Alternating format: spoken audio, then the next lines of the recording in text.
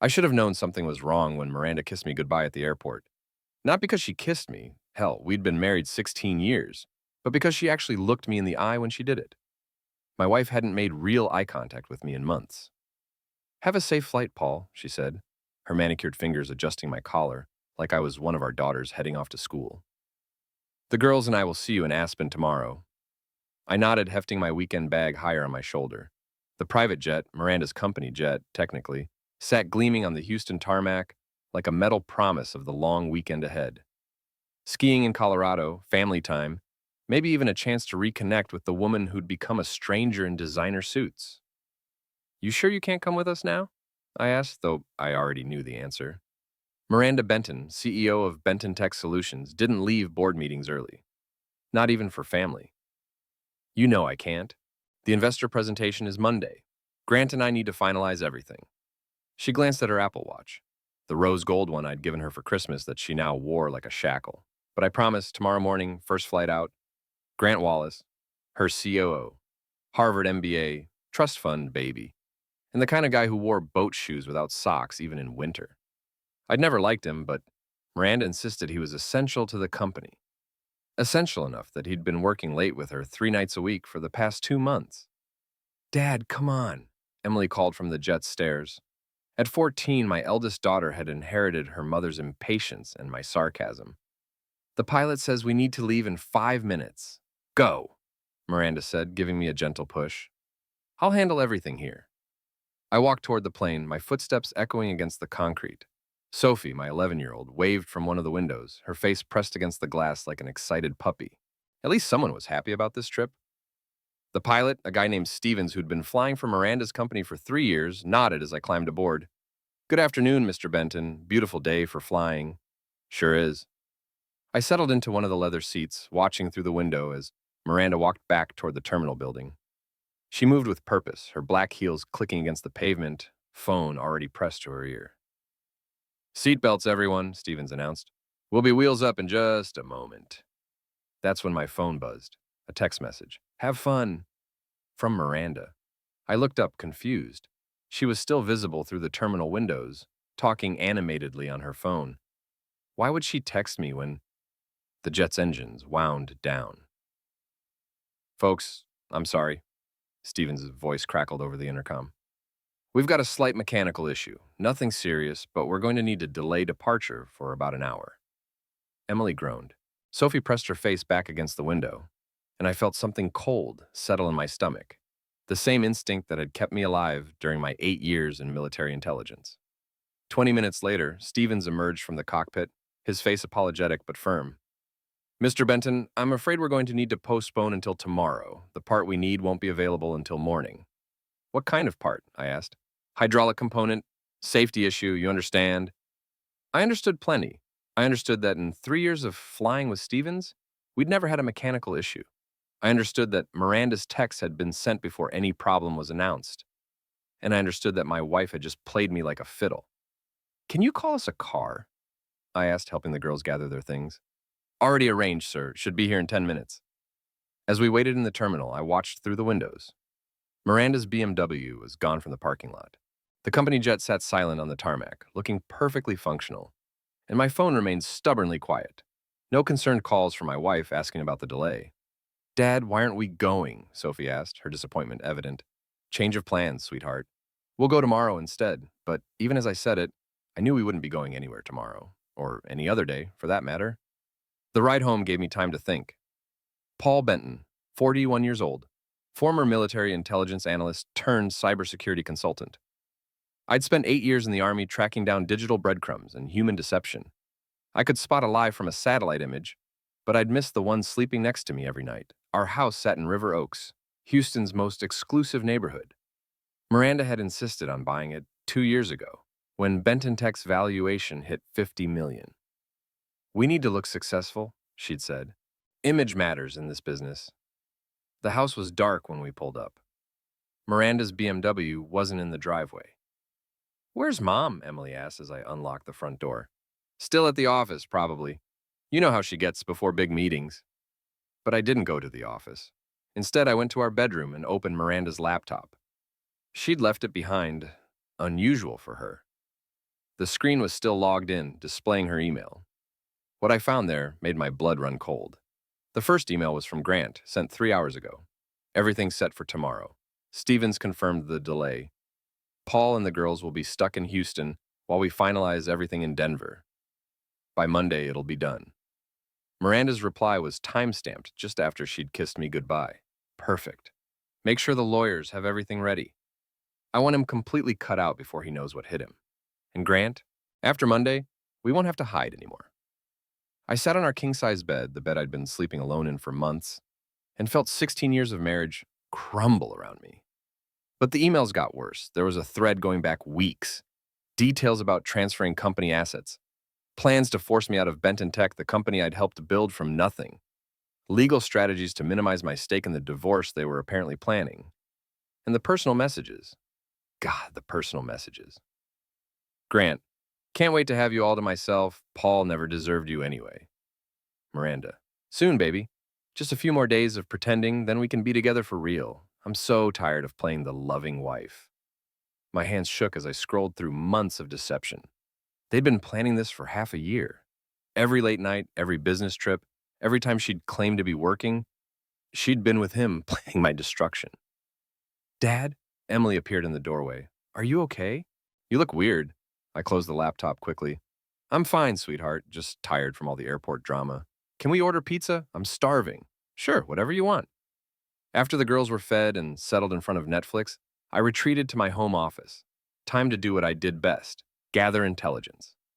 Benton Tech had been my idea originally, a cybersecurity firm specializing in protecting small businesses from digital threats. Miranda had the business acumen to make it grow, but the technical foundation was mine. We'd built it together, or so I thought. Now, diving into the company's digital records, I saw a different story. Over the past year, Miranda had been systematically moving assets around, restructuring ownership, creating new corporate entities that somehow didn't include my name. My official stake in the company had been quietly diluted from 50% to 30% to, as of last week, 15%. All done through legal maneuvers I'd been too trusting to question when she'd asked me to sign various routine paperwork. But Miranda had made one crucial mistake. She'd underestimated exactly how good I was at my job. Every email, every document, every financial transaction left digital footprints. And I knew how to follow those footprints better than anyone. Within 2 hours, I had a complete picture of her betrayal. She and Grant weren't just having an affair. They were stealing my company. The investor presentation on Monday wasn't about bringing in new capital. It was about selling Benton Tech to a European consortium, a sale that would net Miranda and Grant approximately $40 million. My share, zero. According to the paperwork I'd unknowingly signed, I was now classified as a departing consultant with no ownership stake. The front door opened downstairs. Miranda was home. Paul? Her voice carried up the stairs, honey sweet and completely fake. How was the flight delay? I was so worried when Stevens called.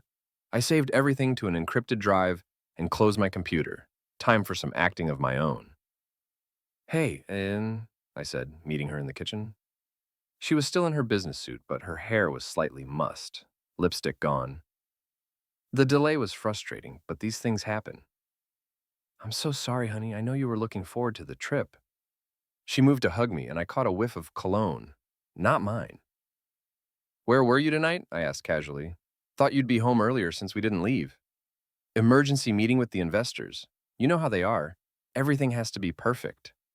She pulled back, studying my face. You look tired. Why don't you go to bed? I'll check on the girls. Actually, I was thinking we could talk. We haven't really talked in weeks. Something flickered in her eyes. Panic? Guilt? Of course, but maybe tomorrow? I'm exhausted, and Monday is such a big day. Monday. The day she was planning to destroy my life. Sure, I said. Tomorrow. She kissed my cheek, the same spot she'd kissed at the airport, and headed upstairs. I waited until I heard the shower running, then pulled out my phone. I needed help, and I knew exactly who to call. Tommy Chen had been my partner in military intelligence before we'd both gotten out and gone civilian. Now he ran a private investigation firm in downtown Houston. We'd stayed friends over the years, grabbing beers occasionally and commiserating about married life. Paul? Tommy's voice was surprised. It was almost 11 p.m. Everything okay? I need your help, I said quietly, and I need it fast. What's going on? My wife is trying to steal my company and run off with her boyfriend, and she thinks I'm too stupid to figure it out. There was a pause. Then Tommy chuckled, a sound I remembered from our army days when we'd caught enemy operatives in particularly stupid lies. Well, he said, sounds like it's time to remind her exactly who she married. Tommy met me at a diner on the south side of Houston at 6 a.m. He looked exactly like he had in the army, compact, alert, with the kind of eyes that noticed everything. The kind of guy you wanted watching your back in a firefight. You look like hell, he said, sliding into the booth across from me. Thanks, that's exactly what every man wants to hear when his world is falling apart. Fair point. He signaled the waitress for coffee. So tell me everything. Start from the beginning. I laid it out for him. The fake plane delay, the emails, the financial records, Grant Wallace and his trust fund smugness, Miranda's months of lies and manipulation. Tommy listened without interrupting, occasionally taking notes in the small notebook he always carried. When I finished, he leaned back in his seat. Okay, first question, what do you want? What do you mean? I mean, what's your objective here? Do you want to save your marriage? Get your company back? Destroy them both? Because the strategy changes depending on what you're trying to accomplish. I thought about it. 24 hours ago, I would have said I wanted to save my marriage. But that was before I'd seen the emails. Before I'd realized that the woman I'd loved for 16 years had been systematically planning my destruction. I want my company back, I said finally, and I want them to pay for what they've done. Good. Clear objectives make for better operations. Tommy flipped to a new page in his notebook. Now let's talk about what we know and what we need to prove. Over the next hour, we outlined a plan. Tommy would handle surveillance, tracking Miranda and Grant's movements, documenting their affair, gathering evidence of their meetings with potential buyers. I would focus on the digital side, recovering deleted files, tracing financial transactions, building an unshakable case for corporate fraud. One more thing, Tommy said as we prepared to leave. You need to be smart about this. No confrontations until we have everything we need. Can you do that? Can you go home and pretend everything is normal? I've been pretending everything is normal for months, I said. What's a few more days? But pretending turned out to be harder than I'd expected. Miranda was in full performance mode when I got home. She'd made pancakes, something she hadn't done in over a year, and was chatting with the girls about their school plans for the week. There's my husband, she said brightly as I walked into the kitchen. I was just telling Emily and Sophie that we'll reschedule the Aspen trip for next weekend. Actually, I said carefully, I'm not sure next weekend will work. I've got that big client presentation on Tuesday.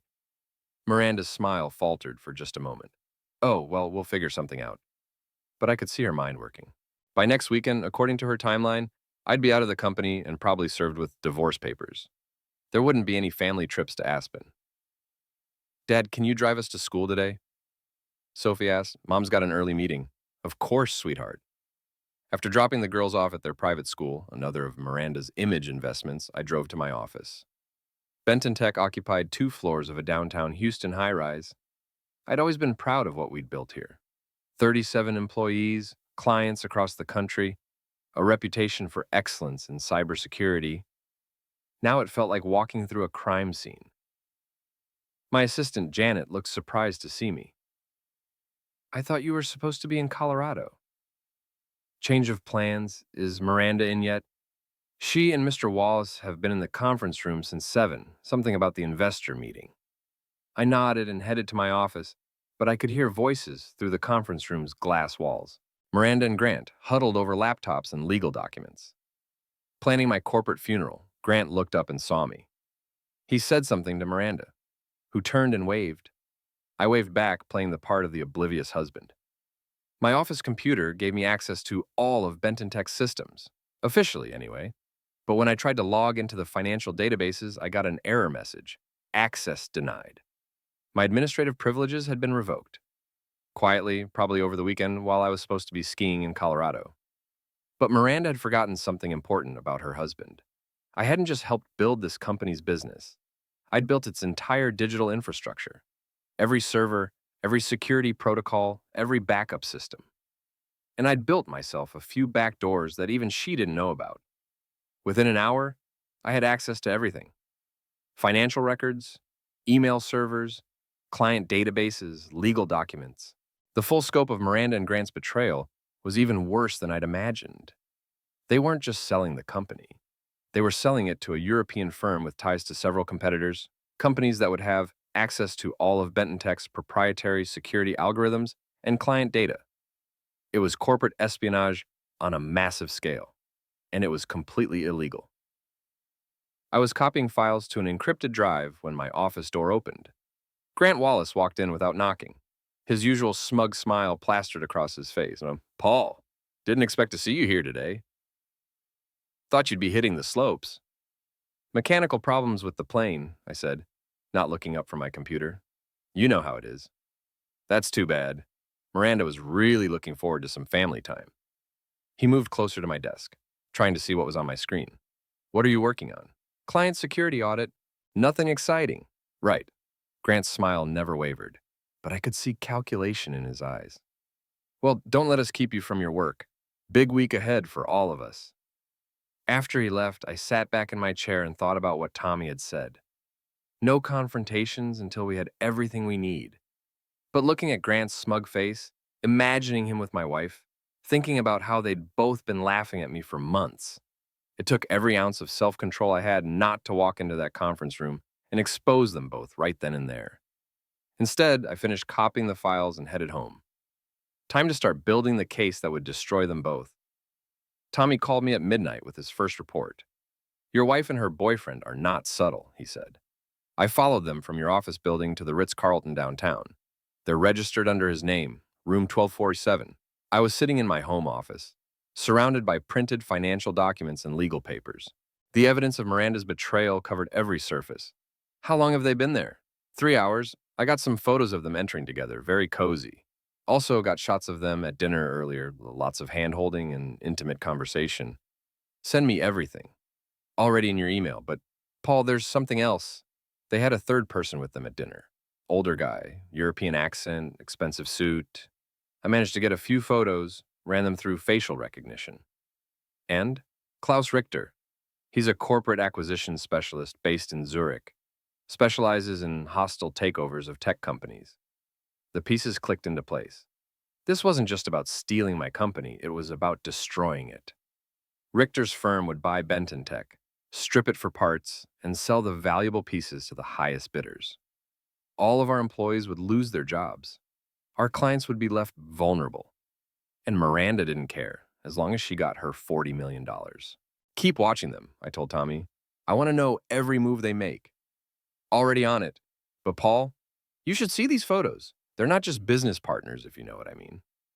I knew what he meant, but somehow, the physical betrayal hurt less than the financial one. I could forgive an affair. People make mistakes. Marriages get complicated. But systematically destroying everything we'd built together, that was unforgivable. The next morning, Miranda was all business. She left early for client meetings and didn't come home until after the girls were asleep.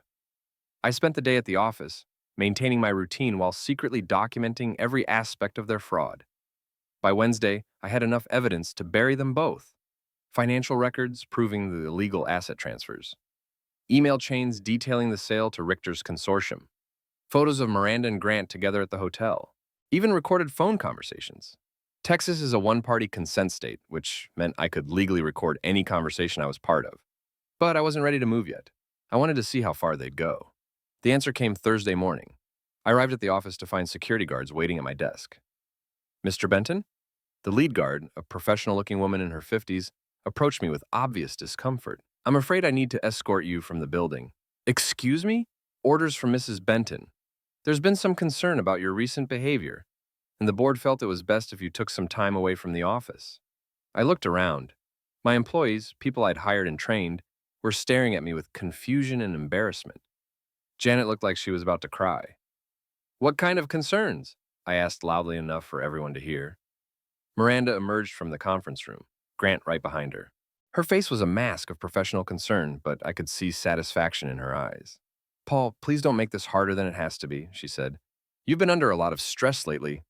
The board thinks it would be best if you took a leave of absence. What board? I asked. We don't have a board. We have 2 owners, you and me. Actually, Grant spoke up, his voice dripping with false sympathy. The corporate restructuring last month created a proper board of directors. Didn't you read the paperwork you signed? The paperwork. The routine documents Miranda had asked me to sign without reading. I'd trusted her completely. This is my company, too, I said. Was your company, Miranda corrected gently. Paul, you haven't been yourself lately. Everyone's noticed. The paranoid behavior, the late-night computer sessions, the way you've been questioning every decision, we're worried about you. It was masterfully done. In front of all our employees, she'd painted me as unstable while positioning herself as the concerned wife trying to help her troubled husband. Fine, I said. I'll go, but this isn't over. I hope you get the help you need, Miranda said, loud enough for everyone to hear. The security guards escorted me to the elevator. As the doors closed, I saw Grant put his arm around Miranda's shoulders in a gesture of comfort. Several employees gathered around them, clearly buying into the narrative they'd constructed. But they'd made a crucial mistake. They'd shown their hand too early. I called Tommy from the parking garage. They just had me escorted out of my own building, I said. Damn, that's cold, even for corporate backstabbing. You okay? I'm better than okay. I'm motivated. What do you need? I need you to accelerate the timeline. How fast can you get me a complete dossier on Grant Wallace? Financial records, background check, everything.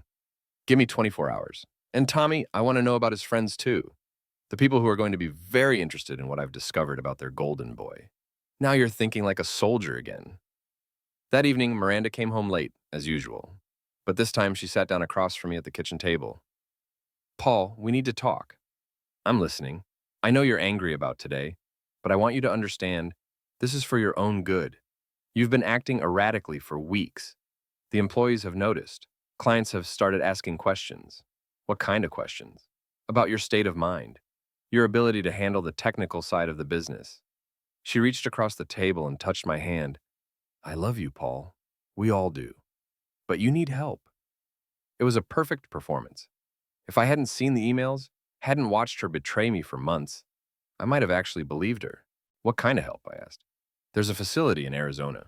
Very discreet, very professional. They specialize in executive stress and burnout. You could take a month, get your head clear, and then we'll talk about your role in the company going forward.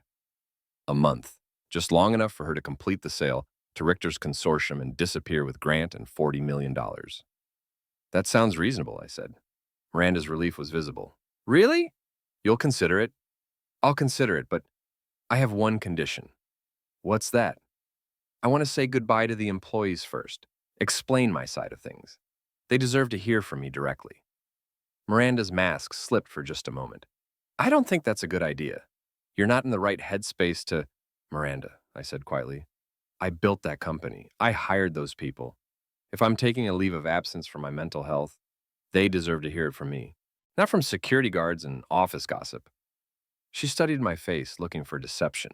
But I'd learned from the best, her. Okay, she said finally, but Grant and I should be there to make sure you don't say anything that might hurt the company. Of course. We're all on the same team, right? Right. After she went to bed, I sat in my office and smiled for the first time in days.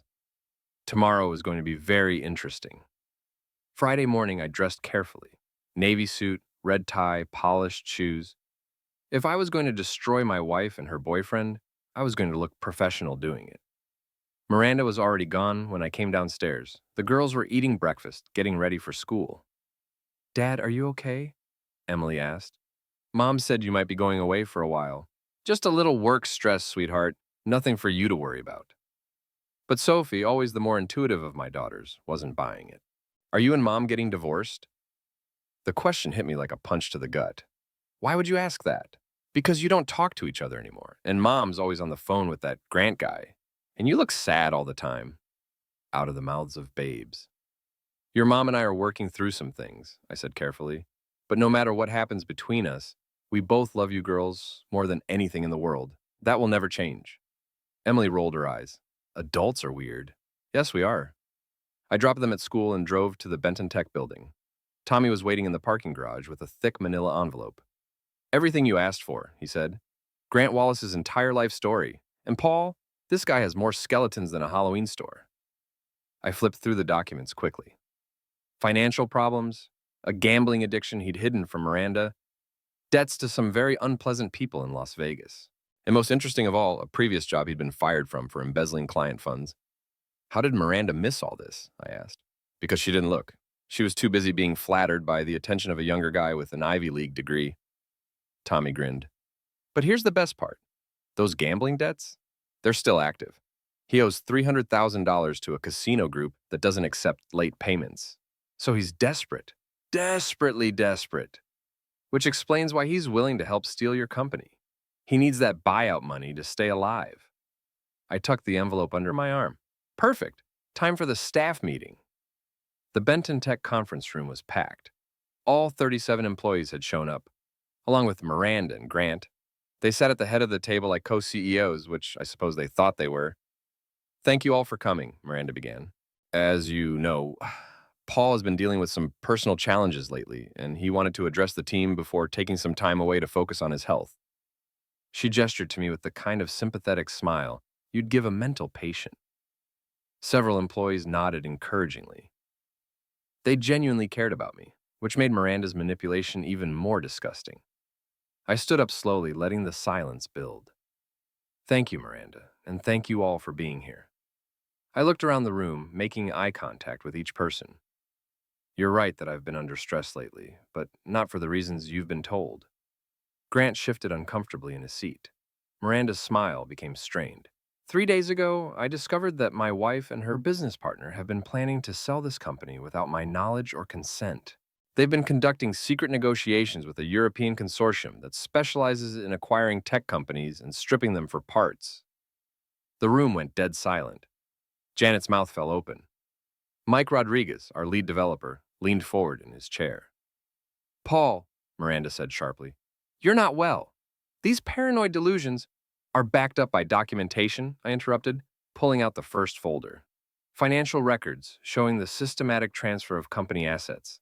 Email communications detailing the sale negotiations. Hotel receipts and photographs proving that Miranda and Grant have been conducting their business meetings in bed at the Ritz-Carlton. I started distributing copies of the evidence. Employees grabbed the papers eagerly, their expressions changing from concern to shock to anger as they read. This is fabricated, Grant said, standing up. Paul has obviously doctored these documents.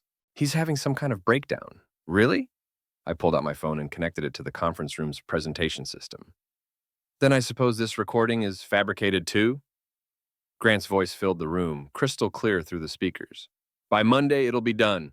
Paul will be out, the sale will be finalized, and we can disappear with the money. $40 million, Miranda. We'll never have to work again. Miranda's face went white. Grant looked like he was about to vomit. That's illegal surveillance, Miranda said desperately. You can't record private conversations. Actually, in Texas, I can record any conversation I'm part of. And I was part of that one. You were talking about stealing my company. I clicked to the next audio file. But here's my personal favorite. Miranda's voice, dripping with contempt. Paul never deserved me anyway. He's weak, Grant, always has been. When this is over, I want him to have nothing. No company, no money, no dignity. I want him destroyed. The room erupted. Employees started shouting questions, accusations, demands for explanations. Janet was openly crying. Mike looked like he wanted to punch someone. Through the chaos, I watched Miranda and Grant. They were trapped, and they knew it. All their careful planning, all their manipulation and lies, had just collapsed in the span of 10 minutes. There's more, I said, raising my voice above the noise. The room quieted down. Grant, would you like to tell everyone about your gambling debts? Or should I explain why you really need this buyout money? Grant's face went from pale to green.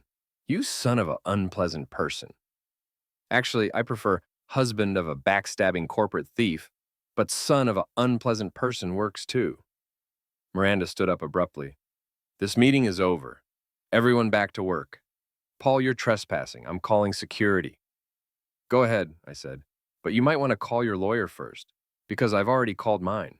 And the FBI. Corporate fraud is a federal crime, Miranda. So is conspiracy to commit theft of trade secrets. The color drained from her face completely. Oh, and one more thing. I smiled at both of them. I've also called Klaus Richter in Zurich, told him all about Grant's financial problems and your little affair. Funny thing about international businessmen. They don't like working with people who lie to them. He's withdrawing his offer. Grant slumped back into his chair like a deflated balloon. Miranda stared at me with pure hatred. "You've destroyed everything," she whispered. "No," I said. "I've saved everything. This company, these jobs, our clients' security. The only thing I've destroyed is your plan to steal what doesn't belong to you." I looked around the room one more time. "For those of you wondering about your jobs, they're safe. Benton Tech isn't going anywhere. We'll have some leadership changes, obviously, but the company will continue operating normally." I gathered my papers and headed for the door. At the threshold, I turned back. "Oh, and Miranda, don't bother coming home tonight. I've changed the locks. Your things will be on the front porch." The FBI arrested Miranda and Grant the following Monday. The charges included conspiracy to commit corporate fraud, attempted theft of trade secrets, and wire fraud. The local news picked up the story, running headlines like "Tech CEO's Affair Leads to Federal Charges" and "Houston Company Saved from Corporate Theft." I watched the perp walk from my office, with my name back on the door and my administrative access restored. Miranda looked smaller somehow, diminished without her designer suits and confident smile. Grant just looked terrified. Tommy called while I was watching the news coverage. "How does it feel?" he asked. "Honestly, empty. I thought I'd feel more satisfied." "That's normal. Revenge is like junk food.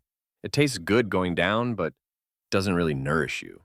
Philosophical wisdom from a private investigator. I contain multitudes. But seriously, Paul, what you did took guts. A lot of guys would have just rolled over and let her take everything. She underestimated me. They both did. Their loss, literally. The divorce proceedings were swift and brutal. With the criminal charges pending, Miranda's lawyer advised her to accept whatever settlement I offered. I was generous. I let her keep her personal bank accounts and her car. Everything else, including the house and her stake in Benton Tech, became mine. The girls took it harder than I'd expected. Emily was angry. At Miranda for lying, at me for exposing her, at the whole situation. Sophie was just confused and sad. "Why did Mom try to steal your company?" Sophie asked one evening as I was tucking her into bed. "Sometimes grown-ups make very bad choices," I said. "Your mom got confused about what was important. Was she ever really my mom, or was she just pretending?" The question broke my heart. "She was really your mom, sweetheart. She loved you, still loves you. But sometimes people can love their children and still make terrible mistakes. Are we going to be okay?" "We're going to be better than okay, I promise." Benton Tech thrived after the attempted coup. The employees, galvanized by the betrayal they'd witnessed, worked harder than ever. We landed 3 new major contracts within a month. The company's reputation, rather than being damaged by the scandal, was enhanced by the story of how we'd fought off corporate raiders. 6 months later, I was in my office when Janet buzzed me. "Paul, there's someone here to see you. Says she's from the Houston Chronicle." The reporter was a sharp-looking woman in her 30s with intelligent eyes and a digital recorder. "Mr. Benton, I'm writing a follow-up story about the Benton Tech case. How are things going?" "Better than ever. We've grown by 30% since the attempted takeover." "And your ex-wife and her partner?" "Miranda pled guilty to federal fraud charges. She'll serve 18 months in minimum security. Grant got 2 years. Apparently, his cooperation wasn't as valuable as he'd hoped." "Do you ever regret how you handled the situation?" "Some people might say you could have resolved things more privately." I thought about it. They stole my company, betrayed my trust, and tried to destroy everything I'd built. They showed no mercy, so I gave them no quarter. I don't regret that. Any advice for other business owners who might face similar situations? Trust, but verify. And never underestimate the power of good documentation. After she left, I sat in my office and looked out at the Houston skyline. The city sparkled in the afternoon sun, full of promise and possibility. My phone rang. It was Emily calling from school. "Dad, I got accepted to the summer coding camp at Rice University." "That's fantastic, sweetheart. I'm proud of you. Will you teach me some of the advanced stuff, the cybersecurity techniques used to catch Mom?" I smiled. "I'll teach you everything I know." "Good, because when I grow up, I want to be just like you. Better than me, I hope. We'll see." After I hung up, I realized Tommy had been wrong about revenge being empty. This wasn't about revenge anymore. It had never really been about revenge. It was about justice, about protecting what mattered, about showing my daughters that sometimes you have to fight for what's right, even when it's hard, especially when it's hard. Miranda had tried to destroy me because she thought I was weak. She'd mistaken kindness for weakness, trust for stupidity. She'd forgotten that the quiet, supportive husband she'd taken for granted was also the man who'd spent 8 years in military intelligence, who'd built a cybersecurity company from nothing, who'd learned to fight dirty when the situation demanded it. She'd given me no quarter in her betrayal, so I'd given her none in return. And in the end, that made all the difference. The end.